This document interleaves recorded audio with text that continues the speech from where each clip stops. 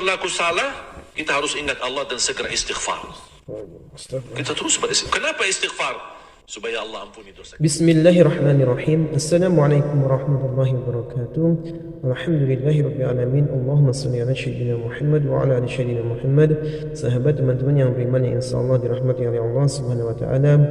Pada kesempatan yang sangat mulia ini, mari sama-sama kita simak, kita dengarkan tausiah dari guru kita almarhum Syekh Ali Jabir tentang kedahsyatan istighfar. Untuk lebih jelasnya, mari sama-sama kita simak tayangan berikut.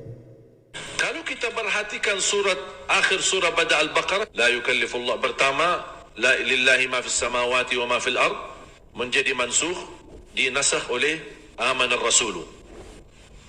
Karena ketika turunnya lillahi ma fis samawati, sahabat beban.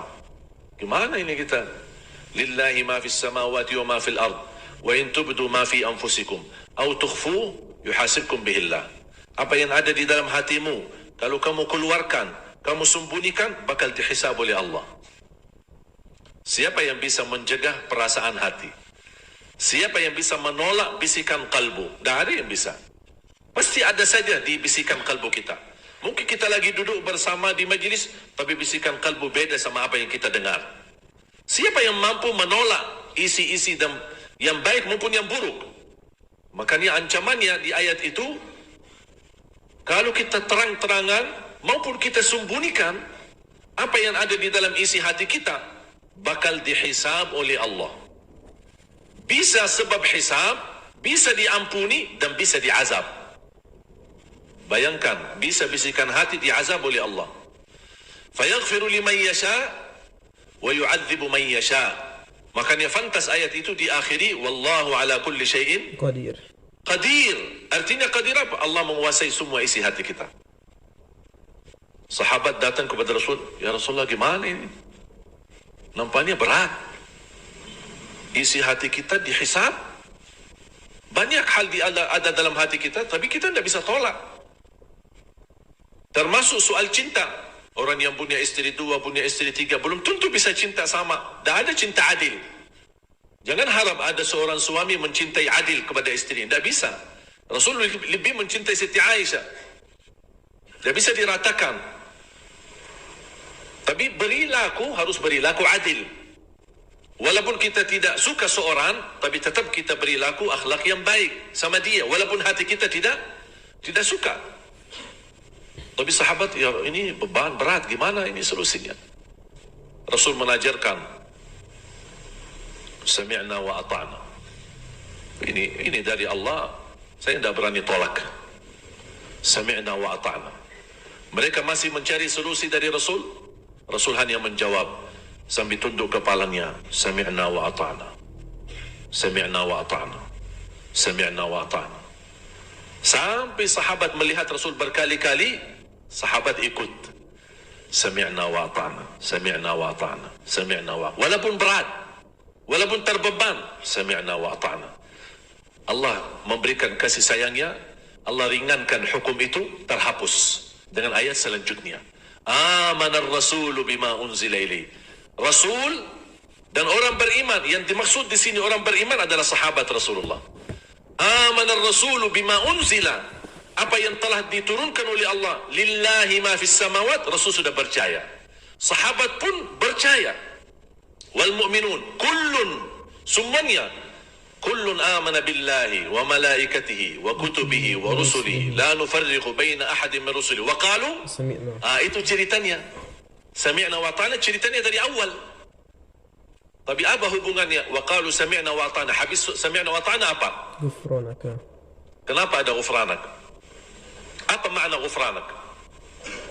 Mohon ampun. Maafkan ya Allah, ampunilah kami. Kenapa? Karena ketika ayat pertama lillahi turun, sahabat merasa beban. Makanya mereka minta maaf, minta ampun. Ya Allah, awal langkah ketika turun ayat ini kayaknya berat. Kami belum siap. Sambil dipimpin oleh Rasulullah untuk sami'na wa ata'na, makanya mereka merasa gelisah. Jangan-jangan karena di langkah awal kami tidak langsung terima dan tidak langsung sami'na wa ata'na, jangan-jangan nanti Allah marah sama kita. Makanya ghufranak. Ya Allah, kami mohon ampun. Wa ilaikal masir. Habis itu turun lagi kemuliaan, menghapuskan, memastikan kehapusan hukum lillahi ma fis samawat, la yukallifullahu nafsan illa wus'aha. Bisikan hati termasuk di luar kemampuan, makanya Allah tidak akan hisab.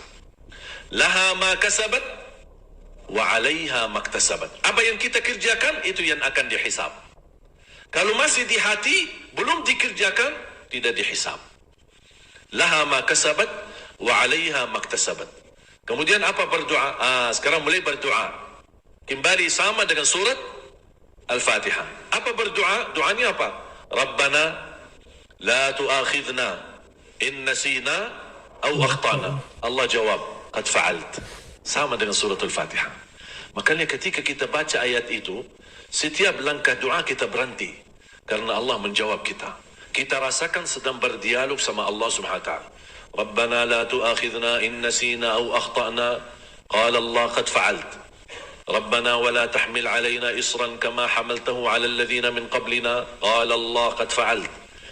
Rabbana wa la tuhammilna ma la taqata lana bih. Qala Allah qad fa'alt. Waghfir lana warhamna. Rabbana la tu'akhidna wa la tahmilna ma la taqata lana bih. Wa'fu 'anna waghfir lana warhamna. Anta maulana fansurna 'ala al-qaumil kafirin.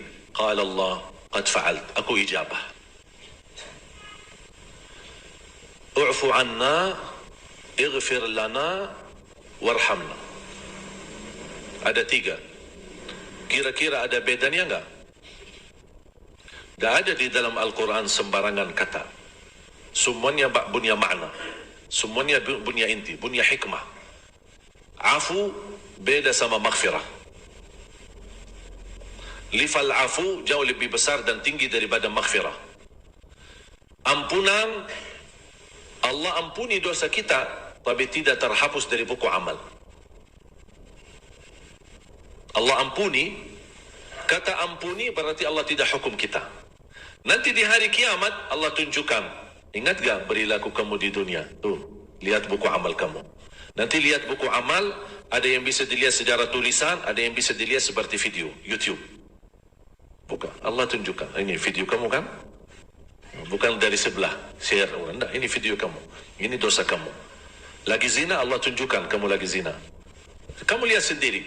Tapi salah satu karunia Allah, ketika Allah tunjukkan, Allah menurunkan hijab antara kita sama Allah supaya tidak ada orang lain tahu. Coba bagaimana karunia Allah. Allah tidak mau buka aib kita, tapi mohon maaf kita suka buka aib orang lain. Makanya orang yang berani buka aib orang lain, Allah akan buka aibnya. Jangan berani buka aib orang lain. Ada orang berbuat dosa, pertama kita bersyukur, alhamdulillah kita selamat dari dosa tersebut. Yang kedua kita doakan, semoga Allah ampuni dosanya. Tapi jangan coba-coba buka aibnya. Buka aibnya berarti Allah akan buka aib kita. Apalagi kalau Allah buka aib kita di hadapan miliaran manusia. Jangan umat Nabi Muhammad, tapi seluruh umat. Allah tunjukkan, hati-hati. Habis kita ditunjukkan perbuatan dosa kita, kata Allah, masih ingat? Kalau manusia itu saat itu mengingkari, enggak pernah. Ana enggak pernah lakukan itu. Berani manusia. Sudah nyata-nyata dikasih lihat, oh enggak pernah. Yakin? Enggak pernah. Ada enggak saksi Allah? Ada saksi. Banyak saksi. Malaikat saksi. Tanganmu saksi. Matamu saksi. Kulitmu saksi. Kakamu saksi. Kakimu saksi. Mau lagi? Mau lagi saksi? Atau cukup ini? Allah tutupkan mulutnya, mulai tangannya berbicara, kakinya berbicara, kulitnya berbicara, sampai dia protes. Hei kulitku, dari tadi aku membela kalian, kok kamu berani serang nomornya aku menjelaskan apa yang terjadi? Apa kata kulitnya? Kami diperintahkan oleh Allah untuk membicara kenyataannya. Kami tidak bisa tolak. Bahkan bumi jadi saksi. Posisi tempat maksiat. Yauma idzin tuhadditsu akhbaraha bi anna rabbaka auha laha. Tapi bagi hamba yang ikrar, ketika ditunjukkan dan dia berkata, ya Allah, saya akui. dan muncul rasa malu. Kata Allah Subhanahu wa taala, di saat kamu melakukan dosa itu, aku tutupi. Tidak ada yang tahu. Salah satu rahmat dari Allah, Allah menutup aib kita. Mohon maaf juga kalau setiap kita berdosa, keluar bau. Dosa lagi, bau lagi. Dosa lagi, tambah bau lagi. Kira-kira berani nggak hadap orang? Pas begitu dilihat, baunya keras ini. Dia orang banyak dosa. Tapi juga subhanallah, Allah masih sayang sama kita. Allah tidak mau bukan. Karena Allah tahu kita orang lemah. Punya kelemahan. Manusia, bukan malaika maksum. Manusia. Hari ini dosa, besok taat, dosa lagi, taat, dosa lagi, taat. Allah, itu manusia. Wajar. Ketika kita berlaku salah, kita harus ingat Allah dan segera istighfar. Kita terus beristighfar. Kenapa istighfar? Supaya Allah ampuni dosa kita. Makanya kata Allah, ingat gak? Ingat ya Allah. Ana malu ya Allah. Kata Allah, di waktu di dunia kamu lakukan, aku tutupi. Dan saat ini aku ampuni. Subhanallah. Masuk surgalah. Subhanallah.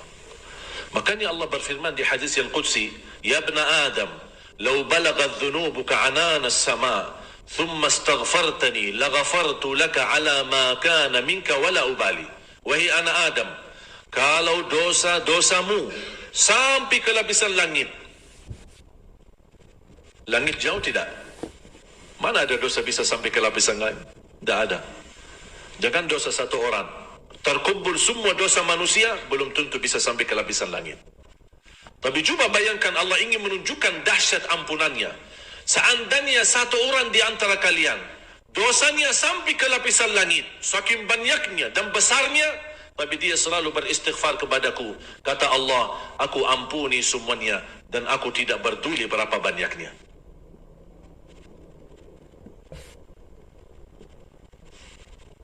Makanya syaitan membutuhkan waktu yang cukup lama untuk berhasil habis menggoda kita. Syaitan kan goda kita terus. Goda, menghiasi maksiat, menghiasi dosa, menjadikan dosa itu enak, menjadikan dosa itu kita tertarik, membuat kemungkaran itu supaya kita mau. Dia segala upaya supaya dia menjadikan dosa di depan mata kita, hawa nafsu kita, ya enak ya, sampai kita ikuti. Tapi prosesnya berapa lama? Tidak 1 hari, tidak 2 hari, bisa 1 minggu, bisa 1 bulan. Begitu dia berhasil menggoda kita dan kita sudah jatuh, habis sekian lama beliau menggoda kita, syaitan menggoda kita, habis lama dia menggoda dan berhasil dia menjatuhkan kita dalam dosa dan maksiat, muncul perasaan di dalam hati. Bahkan ada yang meneteskan air mata habis dosa. Kenapa? Ingat Allah. Dan langsung istighfar. Ketika kita istighfar, Allah tidak butuh waktu yang lama untuk ampuni dosa kita. Dosa, istighfar, langsung dapat ampunan. Kata syaitan, capek deh. Saya kerja keras, capek-capek, goda dia, malah cepat diampuni Allah. Makanya jangan berhenti istighfar. Dan istighfar termasuk salah satu amalan yang menjaminkan rezeki, memberikan kekuatan jasmani, kekuatan rohani, dan memberikan kebahagiaan, kelancaran, bahkan menjaminkan ampunan dan dilindungi oleh Allah dari azab. Buka suratul Anfal ayat 33. وَمَا كَانَ اللَّهُ مُعَذِّبَهُمْ وَأَنْتَ فِيهِمْ وَمَا كَانَ اللَّهُ مُعَذِّبَهُمْ وَهُمْ يَسْتَغْفِرُونَ. Allah menjelaskan, selama Nabi Muhammad masih hidup, tidak akan Allah turunkan azab yang membinasakan umat Nabi Muhammad. Ketika Nabi Muhammad SAW meninggal dunia, masih ayat ini berlaku selama mereka beristighfar, akan dilindungi oleh Allah dari azab yang membinasakan umat. Walaupun perilaku umat zaman sekarang, dosa maksiat, kemungkaran, yang ma'ruf jadi mungkar, yang mungkar jadi ma'ruf, yang hak jadi batil, yang batil jadi hak, yang amanah dikhianati atau berkhianat justru dipercaya diberikan amanah. Zaman kebalik. Sudah layak dan pantas turun azab Allah. Tapi kenapa tidak turun azab Allah? Karena masih ada banyak hamba yang salih yang masih beristighfar. Allah melindungi umat Nabi Muhammad dengan berkatnya Nabi Muhammad dan berkatnya istighfar. Makanya jangan berhenti istighfar. Setiap waktu, setiap saat. Nabi Muhammad saja sallallahu alaihi wasallam setiap hari 100 kali istighfar. Nabi Muhammad dah punya dosa, gimana kira-kira kita? Jangankan habis dosa maksiat istighfar, habis ibadah pun kita istighfar. Habis salat astaghfirullah, habis ibadah astaghfirullah, kita selalu istighfar. Habis majlis ilmu ada doa istighfar. Subhanakallahumma wa bihamdika asyhadu an la ilaha illa anta astaghfiruka wa atubu ilaik. Kenapa ada doa istighfar? Namanya kafaratul majlis.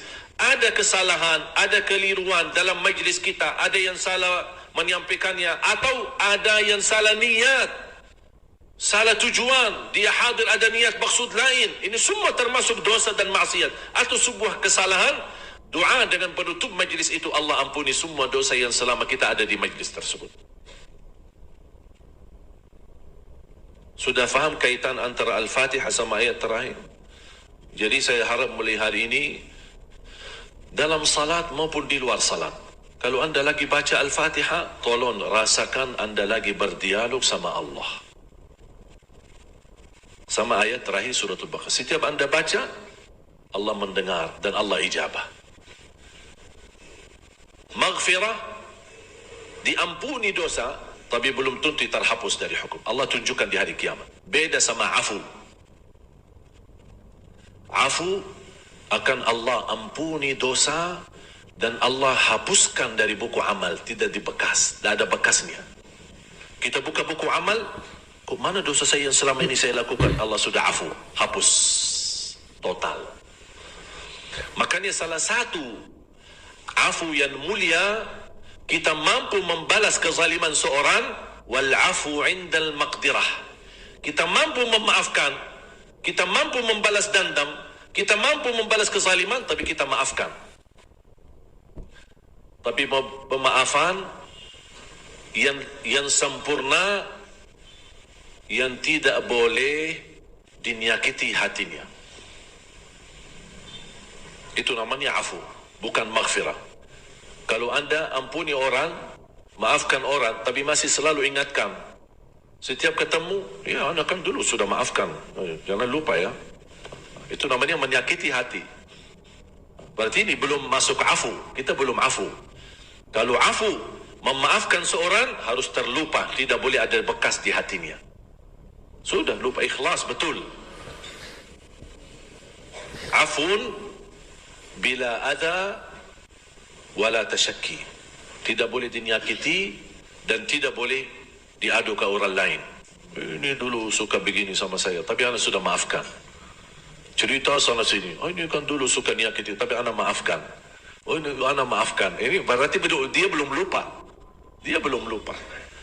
Dan ini membutuhkan tekad yang tinggi. Afu itu bukan mudah. Makanya Allah puji sifat muttaqin yang masuk surga, wal afina anin nas, yang suka memaafkan orang lain. Memang manusia ini kadang-kadang walaupun sudah memaafkan tapi masih bekas di hati. Besok ketemu, apa ini lagi datang sini? Masih. Walaupun sudah kemarin dia maafkan tapi masih bekas. Ini harus kita latihan, bekas ini harus dihapuskan. Supaya apa? Dosa kita masuk dihapuskan oleh Allah sama di dalam buku kita. Tidak ada sedikit pun bekasnya, supaya kita mendapatkan rahmat dari Allah Subhanahu wa taala. Afu, maghfirah, baru warhamna. Menjalankan perintah, menjalankan aktivitas, menjalankan ibadah, menjaga diri dari dosa dan maksiat dan hawa nafsu membutuhkan rahmat. Kalau bukan rahmatmu, kita tidak bisa dapat wa'fu anna waghfir lana. Makanya rahmat dijadikan terakhir. Kita harap dimaafkan, harap diampuni, tapi agar kita dapat pemaafan dan ampunan, ya Allah rahmatilah. Bagaimana caranya agar kami fantas mendapatkan afu? Bagaimana kami dapat fantas mendapatkan ampunan kalau bukan rahmat darimu, ya Allah? Demikian pembahasan kita kali ini. Alhamdulillahirrahmanirrahim. Sahabat yang beriman, itulah tadi ilmu yang disampaikan oleh guru kita. Mudah-mudahan bermanfaat, mudah-mudahan kita dapat istiqomah mengamalkan seperti istighfar setiap harinya. Karena apabila kita istighfar seharinya, maka insya Allah dosa-dosa kita diampuni oleh Allah Subhanahu Wa Taala, dimudahkan segala urusan kita baik di dunia maupun akhirat. Mungkin itu saja yang bisa dapat disampaikan, lebih dan kurang saya mohon maaf. Saya akhiri. Wassalamualaikum warahmatullahi wabarakatuh.